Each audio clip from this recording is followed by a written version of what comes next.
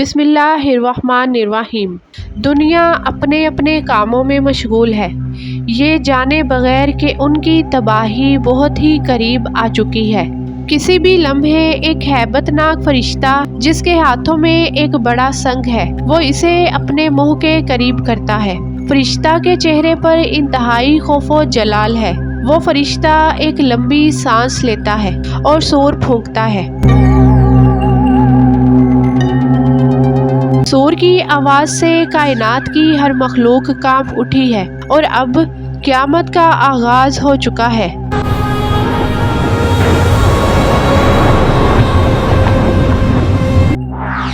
پیارے دوستو، اسلام میں فرشتے ارکان اسلام میں شامل ہیں، یعنی ان پر ایمان لائے بغیر مسلمان ہونا ممکن نہیں۔ قرآن و احادیث میں فرشتوں کے متعلق یہ بتایا گیا ہے کہ فرشتوں کا مسکن آسمان ہے، وہ اللہ کے حضور ہر وقت خدمت کے لیے حاضر رہتے ہیں۔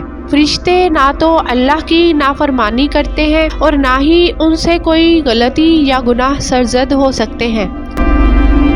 اللہ تعالیٰ کی مخلوق میں فرشتوں سے زیادہ کوئی مخلوق نہیں۔ ساتوں آسمان فرشتوں سے بھرے ہوئے ہیں، ان میں سے کوئی بے حرکت ہے، کوئی قیام میں ہے، کوئی رکوع میں ہے، کوئی سجدہ میں ہے۔ وہ پل بھر کے لیے بھی اللہ کی نافرمانی نہیں کرتے۔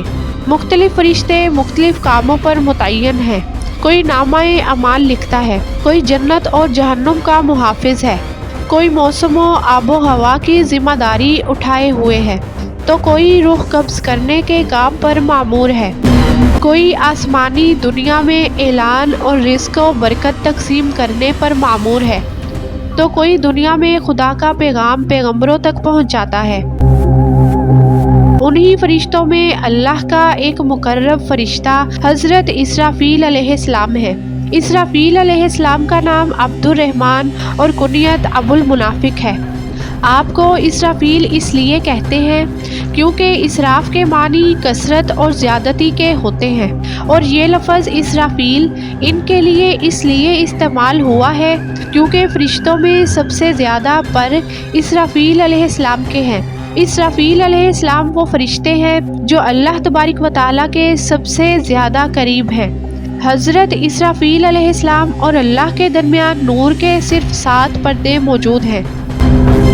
اللہ نے جب آدم علیہ السلام کی تخلیق کی تو فرشتوں کو آدم علیہ السلام کے سامنے سجدہ کرنے کا حکم دیا، تو فرشتوں میں سب سے پہلے اسرافیل علیہ السلام نے سجدہ کیا تھا، جس کے انعام میں اللہ نے پورے قرآن مجید کو ان کے ماتھے پر لکھ دیا۔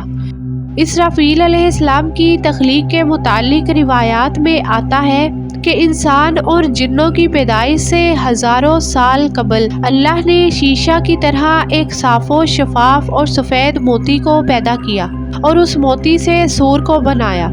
پھر اللہ نے فرمایا کن، یعنی ہو جا، تو اسرافیل علیہ السلام وجود میں آ گئے۔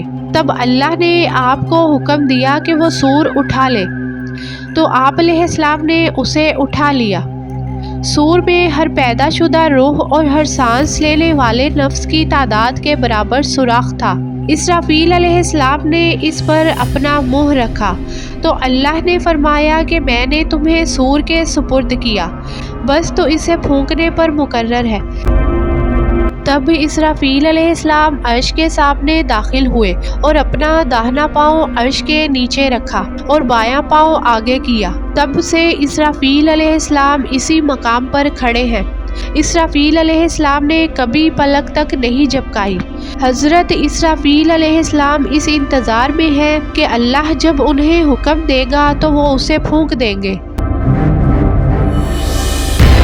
پیارے دوستو، اسرافیل علیہ السلام کے قد و قامت اور ظاہری جسامت کے متعلق بیان کیا جاتا ہے کہ ان کا ایک پر مشرق میں ہے اور دوسرا پر مغرب میں ہے، تیسرا 7ویں آسمان میں ہے، اور ایک پر سے انہوں نے اپنے جسم کو لپیٹ رکھا ہے۔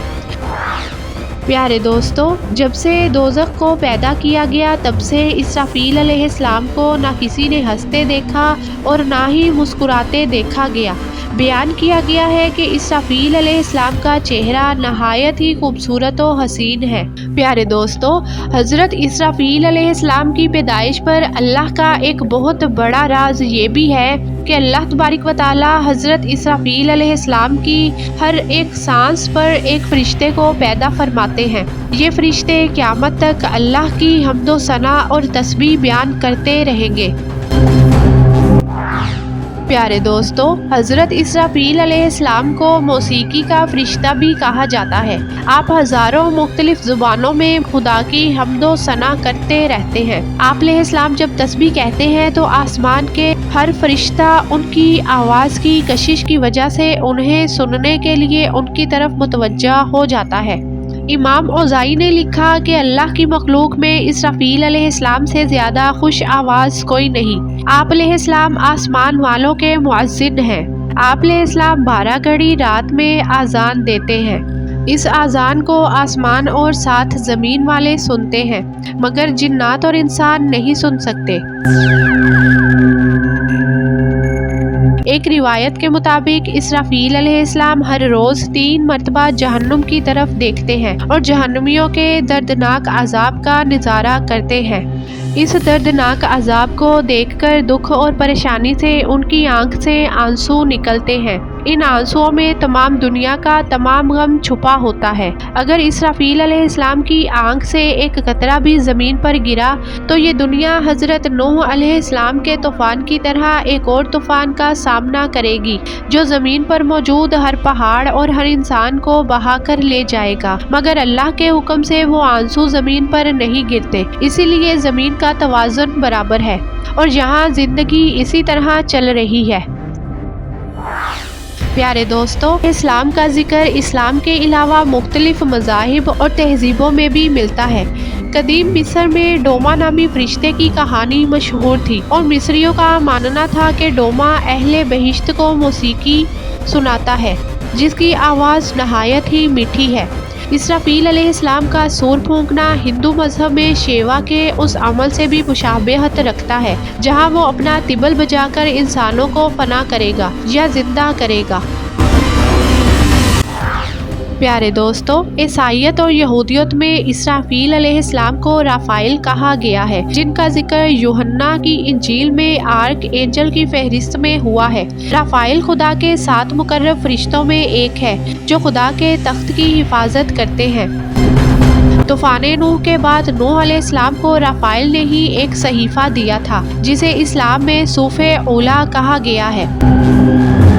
احادیث اور روایات میں قرب قیامت میں سور پھونکنے کا منظر کچھ یوں بیان ہوا ہے کہ جب اللہ رب العزت حکم فرمائیں گے تو اسرافیل علیہ السلام سور پھونک دیں گے۔ سور کی آواز اس قدر خوفناک ہوگی کہ ہر زندہ چیز کانپ اٹھے گی، یہاں تک کہ اس آواز کو سن کر شیطان اور اس کے چیلے بھی بھاگ کھڑے ہوں گے اور پناہ لینے کی کوشش کریں گے۔ آسمان پھٹ جائے گا، پہاڑ ریزہ ریزہ ہو جائیں گے، ستارے اور سیارے بھی گرنے لگیں گے، ہر طرف اندھیرا چھا جائے گا اور کائنات کی ہر شے فنا ہو جائے گی، یہاں تک کہ خود اسرافیل علیہ السلام اور تمام فرشتے بھی فنا ہو جائیں گے، صرف اللہ تبارک و تعالیٰ کی ذات باقی رہے گی۔ پھر جب اللہ تبارک و تعالیٰ چاہیں گے تو اسرافیل علیہ السلام کو زندہ فرما دیں گے، پھر آپ دوبارہ سور پھونکیں گے اور پھر تمام مخلوق دوبارہ سے اپنی قبروں سے اٹھے گی۔ پیارے دوستو، سورہ اسرافیل علیہ السلام اس چیز کا نام ہے جس کے پھونکنے سے پوری دنیا زلزلے کی لپیٹ میں گر جائے گی، ہر طرف چیخو پکار کا عالم ہوگا۔ حضرت محمد مصطفیٰ صلی اللہ علیہ وآلہ وسلم نے فرمایا کہ اسرافیل علیہ السلام اپنی پیدائش کے وقت سے لے کر اب تک سور اپنے منہ میں رکھے ہوئے ہیں اور اللہ کے حکم کے انتظار میں ہیں۔ جیسے ہی اللہ کا حکم ہوگا وہ سور پھونک دیں گے۔ پہلا سور پھونکنے کے بعد ساری مخلوق مر جائے گی، جب دوسری مرتبہ سور پھونکا جائے گا تو ساری مخلوق زندہ ہو جائے گی۔ پیارے دوستو، دونوں سور پھونکنے کے درمیان کی مدت صرف اللہ رب العزت کی ذات ہی جانتی ہے۔ اسی امید کے ساتھ اجازت دیجیے کہ آپ کو ہماری ویڈیو پسند آئی ہوگی۔ ملتے ہیں بہت جلد ایک نئی معلوماتی ویڈیو کے ساتھ، تب تک دیکھتے رہیے آپ کا اپنا چینل کنیز فاطمہ۔ شکریہ، اللہ نگہبان۔